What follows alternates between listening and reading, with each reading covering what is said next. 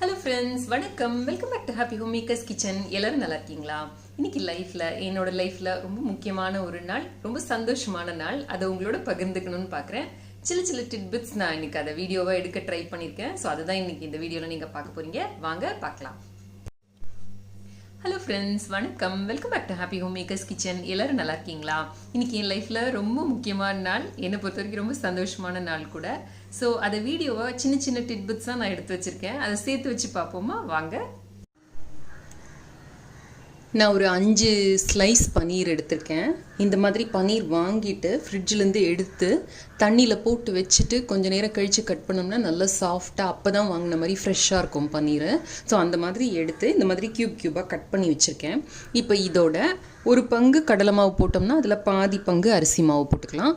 தேவையான அளவு காரப்பொடி, உப்பு, அப்புறமா கொஞ்சமாக ஓமம், இதுதான் இப்போதைக்கு போட போகிறோம். இதில் அளவு நம்ம ரொம்ப கரெக்டாக இந்த 1/2 கப்பு 1 கப்புன்னு சொல்கிறத விட போட்டு பார்த்துட்டு அப்படி பிசுறுனாப்பில் இருக்கிற மாதிரி நம்ம போட்டு பார்க்க போகிறோம். ஸோ நான் இப்போ கொஞ்சம் கொஞ்சமாக தான் ஆட் பண்ண போகிறேன். முதல்ல கடலை மாவு கொஞ்சம் ஆட் பண்ணிக்கிறேன். நான் எப்படி ஆட் பண்ணுவேன்னா, கொஞ்சம் கடலை மாவு போட்டுட்டு அதில் பாதி அளவுக்கு அரிசி மாவு போட்டுக்கிட்டு அப்படியே பிசிறி விட்டுட்டு பத்தலை அப்படின்னா ரெண்டுத்தையும் திரும்ப அதே மாதிரி சும்மா கண்ணளவில் தான் பண்ணுவேன். இது கரெக்டாக அந்த அளவு சொல்ல முடியாது. ஸோ இப்போ நான் தேவையான அளவு காரம் பொடி போட்டுக்கிறேன். இது குழந்தைங்களுக்கு பண்ணுறதுனால நான் ரொம்ப காரம் போட போகிறதில்ல. அப்படி லேசாக அப்படி கலந்தா போகிறோம். தண்ணி இல்லாத மாதிரி பார்த்துக்கோங்க. தண்ணி இருந்தது அப்படின்னா இது அவ்வளோ நல்லா வராது. நம்ம எண்ணெயில் போடுறப்ப எண்ணெய்லாம் வெளியில் செதறிக்கிட்டு இருக்கோம். ஸோ இதை நல்லா அப்படி கலந்து விட்டுக்கலாம். இதில் இப்போ தேவையான அளவு உப்பும் போட்டுக்கலாம். பன்னீர்லாம் ஆல்ரெடி உப்பு இருக்கும். ஸோ கொஞ்சம் கம்மியாகவே போட்டுக்கலாம். தேவையான அதுக்கப்புறமா ஆட் பண்ணிக்கலாம். இது நம்ம பொரிச்சு முடிச்சதுக்கு அப்புறமா நம்ம இதில் சாட் மசாலா வேறு ஆட் பண்ண போகிறோம். ஸோ அப்போ இன்னும் கொஞ்சம் உப்பு ஜாஸ்தியாகும். அதனால கொஞ்சம் பார்த்தே போட்டுக்கலாம். இப்படி நல்லா இப்படி பாத்திரத்தை பிடிச்சிட்டு இப்படி குலுக்கி விடுற மாதிரி பண்ணுறோம் அப்படின்னா நல்லா மிக்ஸ் ஆகிடும். நம்ம கையில் பண்ணோம்னா சில நேரம் இந்த பன்னீர் உடையறதுக்கு வாய்ப்பு இருக்குது. அதனால நான் இப்படி பண்ணுறேன். இப்போ ஓரளவுக்கு கோட் ஆகிருக்கு. நான் இன்னும் கொஞ்சம் கூட மாவு போடலாம், ஏன்னா கம்ப்ளீட்டாக கோட் ஆகலை. ஸோ இது பாதி, இதுலேயும் பாதி அரிசி மாவு போட்டுக்கிறேன். போட்டுட்டு இப்போ திரும்ப அதே மாதிரி மிக்ஸ் பண்ணலாம். ரொம்ப அப்படி ட்ரையாக இருக்கிற மாதிரி உங்களுக்கு தோணுச்சு அப்படின்னா லேசாக இப்படி தண்ணி தெளிச்சுக்கோங்க. சும்மா ஒரு 1/4 டீஸ்பூன் இல்லை 1/2 டீஸ்பூன் அளவு தண்ணி தெளிச்சா கூட போதும். அதுக்கு மேலே வேண்டாம். போட்டு திரும்ப இந்த மாதிரி இது பண்ணோம்னா நல்லா அந்த மாவு கோட்டாகி நமக்கு கிடைக்கும். கிறிஸ்ப்னஸ்க்காக ஒரே ஒரு டேபிள் ஸ்பூன் கார்ன்ஃப்ளவர் ஆட் பண்ணுறேன். ஒரு பாதி லெமனோட ஜூஸையும் ஆட் பண்ணிக்கிறேன். உங்களுக்கு புளிப்பு வேண்டாம் அப்படின்னு தோணுச்சுன்னா இதை விட்டுடலாம். பட் ஒரு நல்லாயிருக்கும் டேஸ்ட்டு, உப்பு உரப்பு புளிப்புன்ட்டு நல்லாயிருக்கும் அந்த ஸ்டார்டர் ரெசிபி.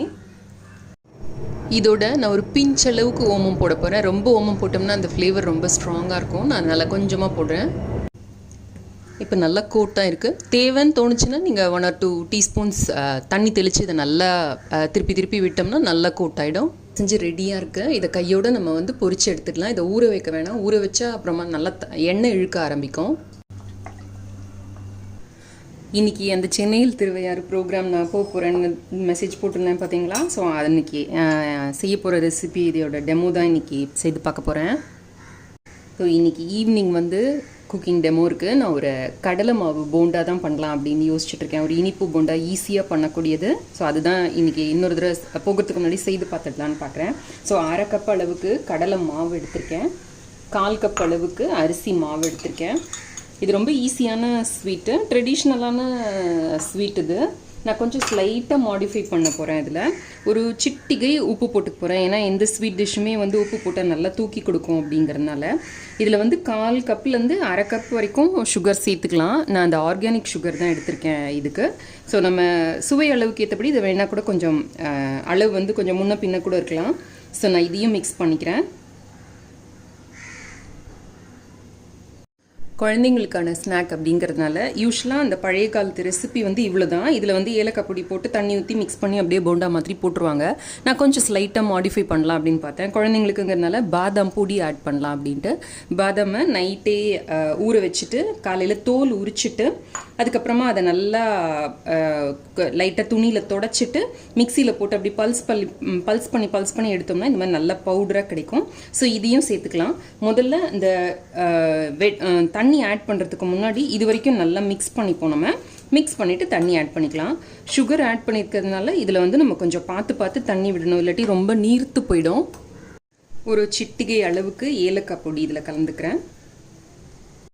இப்போ நல்லா மிக்ஸ் பண்ணிட்டேன். நான் இதில் 50 ml தண்ணி எடுத்திருக்கேன். இதை முதல்ல ஊற்றி பார்த்துட்டு தேவையான நான் மேற்கொண்டு ஆட் பண்ண போகிறேன். நான் யூஸ்வலாக வீட்டில் பண்ணுறப்ப கன்னிதானத்தில் பண்ணுவேன். பட் உங்களுக்கு ரெசிபி சொல்கிறப்ப கரெக்டான அளவு தண்ணி சொல்லணும் அப்படிங்கிறதுனால இப்போது அளந்து ஒன்றையும் பார்த்து தான் உங்களுக்கு சொல்லிகிட்ருக்கேன். ஸோ இன்றைக்கி வந்து பார்ப்போம். நம்ம இது பத்தாது போல இருக்குது, இன்னும் கொஞ்சம் கூட ஆட் பண்ண வேண்டியிருக்கும்னு நினைக்கிறேன். இன்னொரு 50 ml தண்ணி எடுத்திருக்கேன். பட் இதை நான் கொஞ்சமாக தான் ஆட் பண்ண போகிறேன். அந்த சக்கரை கொஞ்சம் நேரத்தில் தண்ணி விட்டுடும். ஸோ மிக்ஸ் பண்ணி பார்க்கலாம். இதில் வந்து நம்ம நட்ஸு அப்புறம் குழந்தைங்களுக்கு பிடிக்கும் அப்படின்னா அவங்களுக்கு பிடிச்ச டூட்டி ஃப்ரூட்டி அந்த மாதிரி எது வேணால் ஆட் பண்ணலாம். நல்லாயிருக்கும். இது இன்ஸ்டண்ட்டாக குயிக்காக பண்ணிடலாம். குழந்தைங்க ஈவினிங் ஸ்கூல் விட்டு வரப்போ சேர்ந்து கொடுக்கக்கூடிய ஒரு நல்ல ஸ்நாக் இது. திடீர்னு விருந்தாளிங்க வந்துட்டால் கூட இதை செய்துடலாம். பக்கோடா அந்த மாதிரி தான் நம்ம பஜ்ஜி அந்த மாதிரி யூஸ்வலாக செய்வோம் இல்லையா, அதுக்கு பதில் நம்ம இந்த மாதிரி கூட செய்யலாம். இன்னும் கொஞ்சம் தண்ணி விட்டுக்கலாம். ஸோ நான் ஒரு 25 ml இப்போ தண்ணி விட்டுருக்கேன். ஸோ மொத்தமாக 75 ml தண்ணி விட்டுருக்கேன் 3/4 கப்பு மாவு எடுத்ததுக்கு. இது இப்போ போட்டு பார்ப்போம். கரெக்டாக வந்ததுன்னா ஓகே, இல்லாட்டி நம்ம இன்னும் கொஞ்சம் கூட வேணால் தண்ணி ஆட் பண்ணிக்கலாம் அப்புறமா. இதில் வந்து நம்ம சோடா மாவெல்லாம் எதுவும் சேர்க்க போகிறதில்ல. 1 டீஸ்பூன் அளவுக்கு நான் நெய் சேர்த்துக்கிறேன். இல்லாட்டி நீங்கள் வெண்ணெய் கூட சேர்த்துக்கலாம். இல்லை எண்ணெயை வந்து காய்ச்சி ஊற்றலாம். உங்களுக்கு வெண்ணெய் இல்லை நெய் சேர்க்க வேண்டாம் அப்படின்னா சும்மா கொஞ்சமாக இந்த இது சேர்க்கறது தான் இதுக்கு வந்து நல்லா அந்த ஒரு பொறுப்புன்னு சொல்லுவாங்க இல்லையா, அந்த கொடுக்கும். அந்த சாஃப்ட்னஸையும் கொடுக்கும்.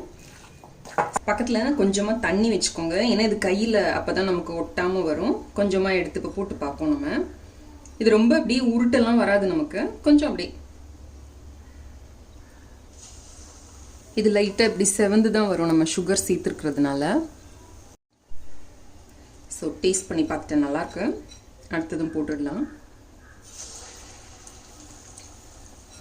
டீ நல்லா ஹையில் வச்சுட்டு எண்ணெய் நல்லா சூடானோடனே நான் குறைச்சிட்டு தான் போடுறேன்.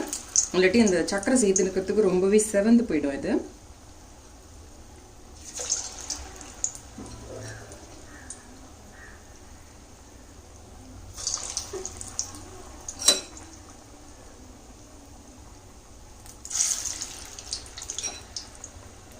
ஒரு தரையும் தண்ணியில் வந்து நம்ம கையை நனைச்சிக்கிட்டோம் அப்படின்னா ஓரளவுக்கு கொஞ்சம் ஷேப் போடுறதுக்கு வரும் ஒட்டாமல். இதையே கூட வெல்லம் நாட்டு சக்கரை ஏதாவது கலந்து செய்து பார்க்கணுன்னு எனக்கு ஆசை. சரி ஓகே, ஃபஸ்ட்டு இன்றைக்கி பண்ணுறப்ப இதில் ட்ரை பண்ணி பார்ப்போம் ஒரிஜினல் படி. அதுக்கப்புறமா அந்த மாதிரி வேரியேஷன் ட்ரை பண்ணுவோம் அப்படின்னு நினச்சிட்ருக்கேன்.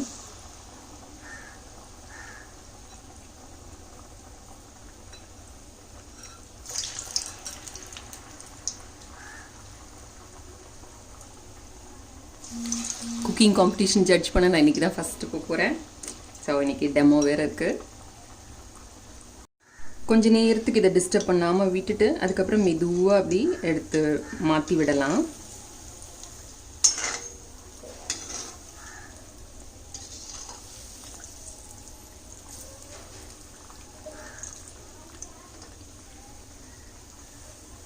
டேஸ்ட் வைஸ் ரொம்ப நல்லாயிருக்கு. கடலை மாவும் அந்த இனிப்பும் சேர்த்து.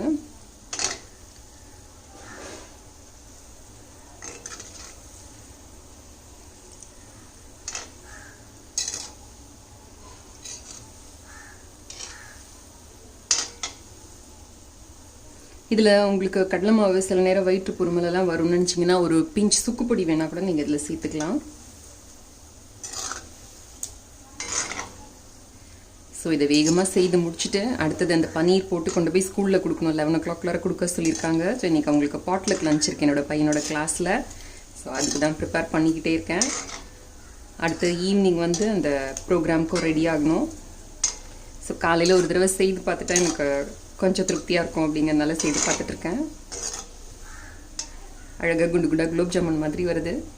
இதில் வந்து எதுவும் நம்ம அந்த சோடாப்பூ அந்த மாதிரி எதுவுமே சேர்க்க வேண்டாம், எதுவுமே சேர்க்கல பாருங்கள். அதுவே நல்லா உப்பி நல்லா வந்திருக்கு பாருங்கள்.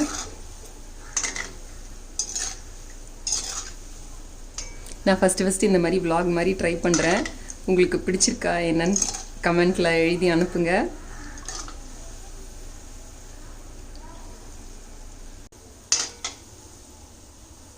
இதில் உங்களுக்கு கடலை மாவு சில நேரம் வயிற்று பொறுமலெல்லாம் வரும்னு நினச்சிங்கன்னா ஒரு பிஞ்ச் சுக்குப்பொடி வேணால் கூட நீங்கள் இதில் சேர்த்துக்கலாம். ஸோ இதை வேகமாக செய்து முடிச்சுட்டு அடுத்தது அந்த பன்னீர் போட்டு கொண்டு போய் ஸ்கூலில் கொடுக்கணும். 11 o'clock கொடுக்க சொல்லியிருக்காங்க. ஸோ இன்றைக்கி அவங்களுக்கு பாட்லுக்கு லஞ்ச் இருக்கு என்னோடய பையனோட கிளாஸில். ஸோ அதுக்கு தான் ப்ரிப்பேர் பண்ணிக்கிட்டே இருக்கேன். அடுத்து ஈவினிங் வந்து அந்த ப்ரோக்ராமுக்கும் ரெடி ஆகணும். ஸோ காலையில் ஒரு தடவை செய்து பார்த்துட்டா எனக்கு கொஞ்சம் திருப்தியாக இருக்கும் அப்படிங்கிறதுனால செய்து பார்த்துட்ருக்கேன். அழகாக குண்டு குண்டாக குலோப் ஜாமுன் மாதிரி வருது. இதில் வந்து எதுவும் நம்ம அந்த சோடாப்பூ அந்த மாதிரி எதுவுமே சேர்க்க வேண்டாம், எதுவுமே சேர்க்கல பாருங்கள். அதுவே நல்லா உப்பி நல்லா வந்திருக்கு பாருங்கள்.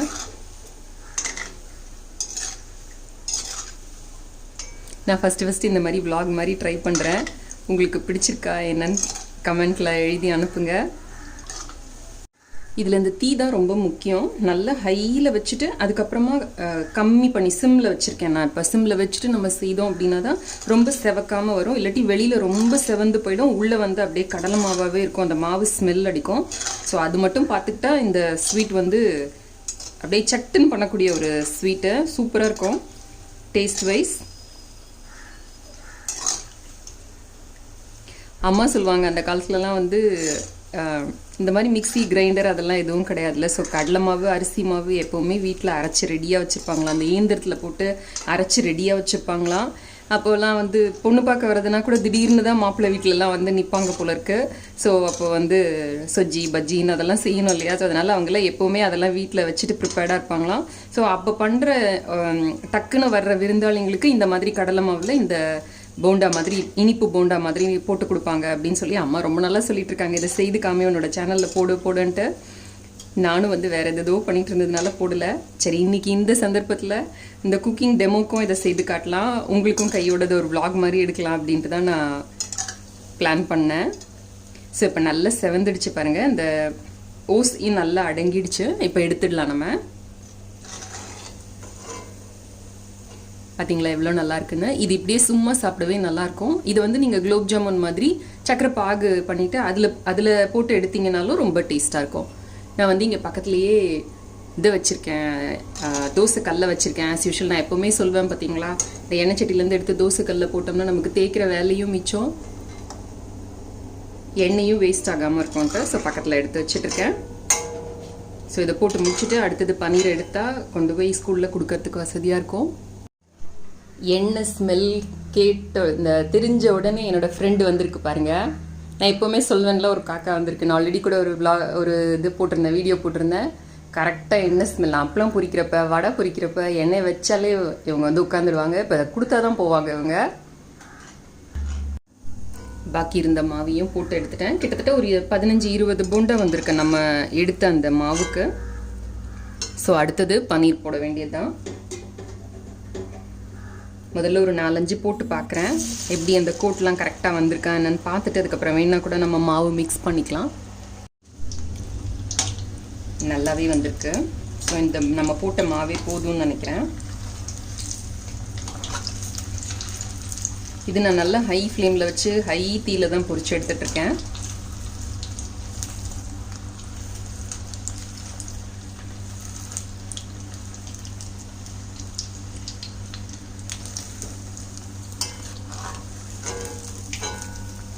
ஸோ நல்லா வந்திருக்கு. இதே மாதிரி இப்போ எல்லாத்தையும் பொரிச்சு எடுத்துக்க போகிறேன். பன்னீர் பற்றியும் ஒன்று சொல்லணும். நல்ல அந்த குளிரான நாட்களில் நீங்கள் பன்னீர் கொடுக்கலாம், ஏன்னா கொஞ்சம் ஹீட் ஜாஸ்தி பண்ணிவிடும் இது. ஸோ சம்மர் சீசனில் வந்து பன்னீர் கொஞ்சம் அவாய்ட் பண்ணிக்கிறது நல்லது. அதே மாதிரி இந்த பன்னீரில் வந்து இப்போ ஒரு லிட்டர் அளவுக்கு பாலை, 1 லிட்டருக்கு மேலேயே பாலை வந்து திரிச்சா தான் நமக்கு 200 கிராம் அளவுக்கு பன்னீர் கிடைக்கும். நம்ம முக்கால்வாசி பேர் வந்து அந்த பேக்கெட்டில் இருக்கிற பன்னீர் தான் வாங்குவோம் இல்லையா. ஸோ ஒரு பேக்கெட்டில் அப்படின்னா எப்படியும் நம்ம பிள்ளைங்களுக்கு பன்னீர் பிடிக்குங்கிறதுனால பாதி பேக்கெட்டாவது சாப்பிட்டுடுவாங்க. ஸோ அவங்களுக்கு வந்து கிட்டத்தட்ட 1/2 லிட்டர் பாலோட கால்சியம் அளவு வந்து இதில் கிடச்சிரும். ஸோ பால் எப்படி, கால்சியம் எப்படி அப்படின்னா நம்ம உடம்புக்கு வந்து கிட்டத்தட்ட 1000 mg ஒரு நாளைக்கு தேவை. அதுக்கு மேலே நமக்கு கிடைச்சிது அப்படின்னா அது வந்து நம்ம சிறுநீரோட வெளியில் தள்ளிடும் நம்ம உடம்பு. இல்லாட்டி வேண்டாத இடத்துலலாம் ஸ்டோர் பண்ணி கல்லாக்கி விட்டுடும். ஸோ அதனால் நீங்கள் வந்து பன்னீர் இந்த மாதிரியான பொருட்கள், பன்னீர், சீஸ் இந்த மாதிரி கொடுக்குறப்ப உங்கள் குழந்தைங்களுக்கு கொடுக்குற பாலோட அளவை குறைச்சிக்கோங்க. ஏன்னா ஒரு லெவலுக்கு மேலே அந்த கால்சியம் வந்து உடம்புல வேஸ்ட்டாக தான் போகும். ஸோ இன்றைக்கி பன்னீர் கொடுக்கணும்னு பிளான் பண்ணிட்டீங்கன்னா பால், தயிர் அந்த மாதிரி மற்ற ஐட்டம்ஸ் வந்து கட் பண்ணிவிடுங்க. அவங்களுக்கு இதுவே போதுமானதாக இருக்கும். தட் இஸ் சைஸபிள் குவான்டிட்டி உங்கள் குழந்தைங்க சாப்பிட்றாங்க அப்படின்னா. இது வந்து எனக்கு ஒரு டாக்டர் சொன்னாங்க, நல்ல ப்ரோட்டீன் இருக்குது இதில், இந்த பாலோட ப்ரோட்டீன் ஃபுல்லும் உங்களுக்கு கிடைக்கும். But see to it that இது மட்டும் கொடுக்குற மாதிரி ஒரு நாளைக்கு எல்லா கால்சியம் சோர்ஸ், இப்போ ராகி, காலையில் ராகி தோசை பண்ணுறீங்க, மத்தியானம் வந்து பசலைக்கீரை பண்ணுறீங்க, அதோட கூட வந்து இந்த பாலக் பன்னீர் ரெண்டும் சேர்த்தெல்லாம் பண்ணுறோம் பார்த்தீங்களா, அப்போல்லாம் வந்து கால்சியம் ஓவர்லோடாகவே நமக்கு கிடைக்கும். ஸோ அந்த மாதிரி இருக்கிறப்பெல்லாம் வந்து நம்ம பாலும் சேர்த்து நைட்டு ஒரு டம்ளர் பால், காலையில் ஒரு டம்ளர் பால்னு நம்ம குழந்தைங்களுக்கு எப்பவும் கொடுக்குற மாதிரி கொடுத்தோம் அப்படின்னா அந்த கால்சியம் வந்து அன்றைக்கி வேஸ்ட்டாக தான் போகும். ஸோ அது எனக்கு டாக்டர் சொன்ன இன்ஃபோ இது. அதை அவங்களோடையும் ஷேர் பண்ணலான்னு நினச்சேன். இந்த பன்னீர் பக்கோடாவும் ஈஸியாக குயிக்காக பண்ணிடலாம். நமக்கு நல்ல ரிச்சாக இருக்கும் ஒரு ஸ்டார்டர் ரெசிபி கொடுக்கறதுக்கு. நம்ம இன்னும் கொஞ்சம் நல்ல ப்ரெசென்டபிளாக பண்ணணும் அப்படின்னா இன்னும் கொஞ்சம் நல்ல பெரிய பெரிய க்யூப்ஸாக கட் பண்ணி கூட அதில் ஒரு டூத் பிக் மாதிரி குத்தி கொடுத்தோம் அப்படின்னா அந்த 5 ஸ்டார் ஹோட்டல்ஸ்லலாம் ஸ்டார்டர்ஸ் கொடுக்குறாங்கல்ல, அதே மாதிரி இருக்கும். சுற்றியும் கொஞ்சம் கேரட் துருவல், கொஞ்சம் கேபேஜ் துருவல், அப்புறமா கொஞ்சம் கொத்தமல்லி எல்லாம் வச்சு அழகு பண்ணோம் அப்படின்னா பார்க்குறதுக்கே ரொம்ப நல்லாயிருக்கும். இப்போ இந்த பன்னீர் பீசஸ் எடுத்து லைட்டாக வார்மாக இருக்கிறப்பவே ஒரு அரை டீஸ்பூன் அளவுக்கு சாட் மசாலா தூள் ஆட் பண்ணி இப்படி நல்லா கோட் பண்ணி வச்சுடுங்க. அது இன்னும் கொஞ்சம் டேஸ்ட் கொடுக்கும்.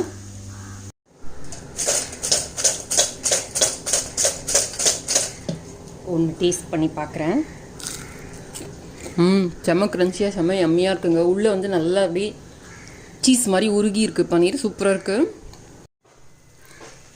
ஸோ எல்லாம் பொரிச்சு ரெடியாக இருக்குது. நான் கொண்டு போய் இப்போ கொடுத்துட்டு வர போகிறேன் ஸ்கூலில். ஹாய், இதோ கிளம்பி சென்னையில் திருவையாறு ப்ரோக்ராமுக்கு போயிட்டே இருக்கோம். வாங்க.